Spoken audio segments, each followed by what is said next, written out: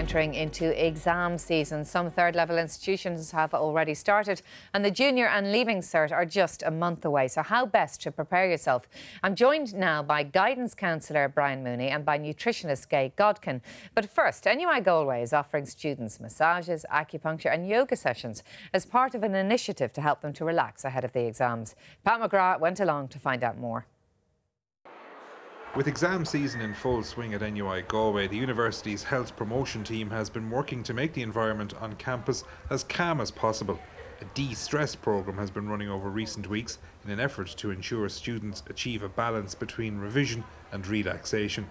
Studying involves the body and the mind, so we like to provide information for students that will help them to get the best out of their time here and to, to be all they can be, to have fun, to take part in everything that's going on at the university. As well as encouraging students to eat well, get enough sleep and exercise, there are a range of added extras on offer as part of the de-stress agenda. When this started about 6 years ago, often people would miss massage appointments and it was very all over the place. But then as they started to see the impact, people were coming back. Nobody ever misses an appointment. Whatever's happening in your mind, it's like a mirror in your body. So, if someone's making you anxious, your shoulders might tense up, or if you feel calm and relaxed, you breathe into your belly. You can't sleep unless you're breathing into your belly. Even just the effect of relaxing the muscles, letting the breath go, breathing deeper, it all has a huge impact. Students have been queuing out the door to avail of the services being provided at the Wellness Centre in NUI Galway, and for those who've been getting treatments, the results have been impressive. That happens with the exams, there's always a fair bit of stress, and my way for kind of alleviating it is going running and exercising. But I've had a lot of problems with injuries this year, and actually the past couple of years. So I went into the massage therapist to try and get some of the problems sorted. And after an hour-long session there, it made so much of a difference. I came out there just not even being able to exercise, but I just came out feeling more relaxed and kind of elated, I guess the word. Cliché as it sounds, I came out feeling like a different man. The cost of all treatments is subsidised to make them affordable. Student representatives say the initiative is especially relevant given the financial pressures many experience at third level. When you are stressed like that, this is all you can think of. Because if a student doesn't reach out or there's no help there for them, they could be looking at failing their exams. I mean, the fee to repeat is about €200, which is a lot of money for students who find themselves in financial hardship. So I think it's very important, because if those services weren't there, I think you'd be looking at high failure rates and maybe people even dropping out, whatever circumstances they find themselves in. NUI Galway says the supports being offered at exam time have proven benefits. Some of the services on offer here are now being made available at other colleges around the country. Pat McGrath, RTE News, Galway. So that's how Galway is handling exam stress. Well, I'm joined now, as I said, by Brian Mooney and Gaye Godkin, a counsellor and a nutritionist. Thank you both very much for coming in this morning. But just before we talk about exam stress, Brian, can I just get your reaction to the new information today that those who attend fee-paying schools are 66% more likely, 66% of them will go to third level, whereas only 42% in non-fee-paying schools will. It's completely socioeconomic. They found that the same percentages, say for instance, you go up the road here at Closhstone, Closhdeasagon. Both free? Yeah, both free. You go up to Oaklands, where I teach, guidance counsellor in Oaklands, again you'll get the same figures. It's socioeconomic. What you're looking at is fee-paying schools tend to be in areas where parents have high aspirations for their children. They also have the capacity to spend the money to pay for the extra, whether it's PE or smaller classes, etc. And, surprise, surprise, a greater percentage of them go to third level than if you get a school that has across the board socioeconomic, from working class communities, unemployed, people who do not have aspirations for the children to go to third level.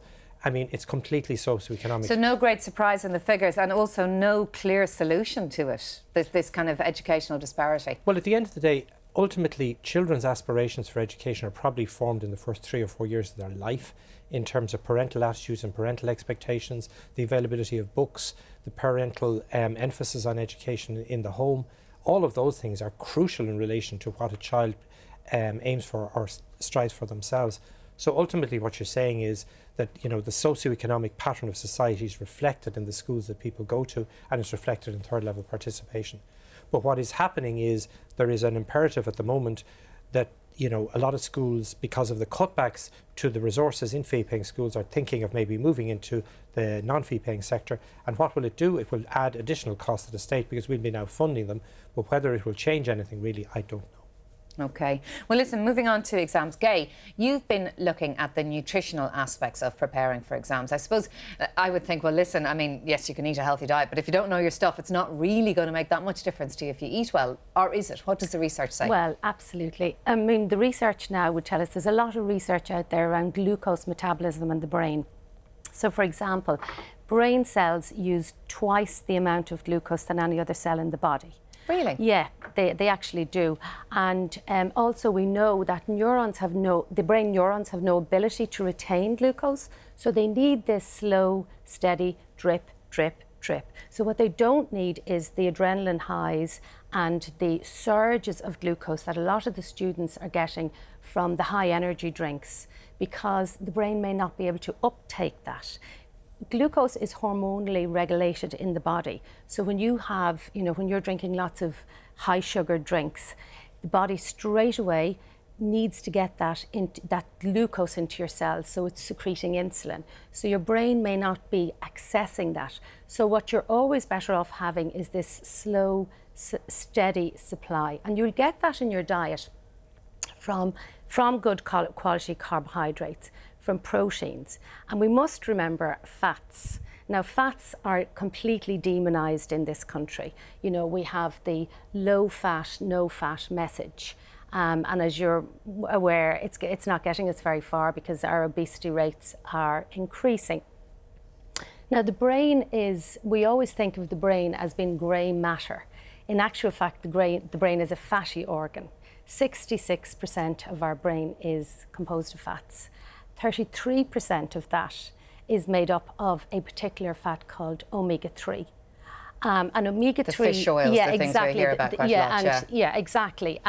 Eating oily fish. Now, only about 25% of our Irish people eat oily fish. So, you know, we fundamentally have a lack of that essential fat in the Irish diet. Two key things you seem to be saying there is that we need complex carbohydrates, slow release carbohydrates, and you need fats. Yes, you do need slow release. You need good quality carbohydrates. You do need protein also, because protein makes up the neurotransmitters of the brain. So great protein source is eggs. You know, so egg and a bowl of porridge, would you recommend on a day of an exam? Or what would you actually say eat? OK, for your breakfast, yeah, I would say 2 eggs with brown bread and good Irish butter. OK, grand. So that's you set up for your exam. That's the nutritional aspect, if you like, taken care of. We saw there in Galway. I mean, there's many more issues in dealing with stress going into exams. What do you recommend, Brian, to your own students? How do you instruct them to deal with the stress of the exam period? Well, the first thing is to have a structured plan or programme. Uncertainty creates huge stress. So any student now looking at the beginning of June, you have a month to run up if you're talking about Leaving Cert or Junior Cert. Or obviously if you have college exams, you're getting into it, or if you're not already in it. But if you're talking Junior Leaving Cert, effectively you're looking at a 7-week programme now. Because effectively your planning should be from today to the day of the last exam.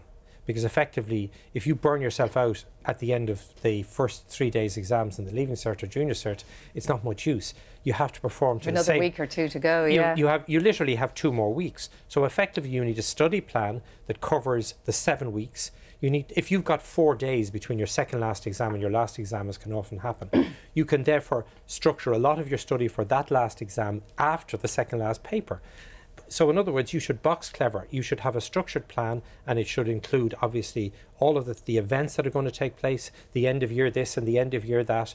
You should have good exercise, you should have good nutrition, your sleep patterns should be clear, and you should obviously be working from the marking schemes, the examination papers. And once you see, here's my plan, it covers everything, the stress levels will come down. Right, and it's not too late. It's not too late now for Leaving Cert, Junior Cert. 7 weeks is an enormous amount of time. To cover a 2-year course? 3-year course? Yes, but the point is, what you're talking about is bringing the information into small visualizations, small little mind maps for a question that you can then revise in 10 or 15 seconds by having keywords. And when you go into the exam itself and you read the paper, the first thing is obviously 10-15 minutes, read your paper, begin to structure with your mind maps the structure of your questions, and then gradually all the jigsaw bits will begin to fall into place, and you can be flicking backwards and forwards, filling in the keywords, and then the exam will gradually unravel. All right, well listen, thank you both very much indeed for coming in today.